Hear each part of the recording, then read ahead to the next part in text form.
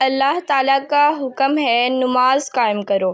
قبرستان کے راستے سے رات کے وقت گزرتے ہوئے ہمیں ڈر لگتا ہے۔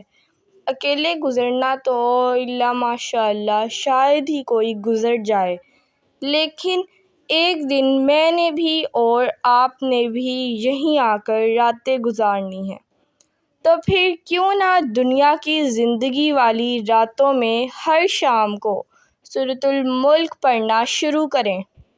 جو ہر رات کو سورۃ الملک پڑھے گا اس کو قبر کا عذاب نہیں دیا جائے گا۔ یہ 29ویں پارے کی پہلی سورت ہے جس میں صرف 30 آیات ہیں۔ اس سورت کے پڑھنے میں مشکل سے 3 یا 4 منٹ لگتے ہیں، لیکن فائدہ آپ کے سامنے ہے۔ تو کون کون آج سے ہر رات یہ مبارک سورت پڑھے گا اور دوسروں کو دعوت بھی دے گا؟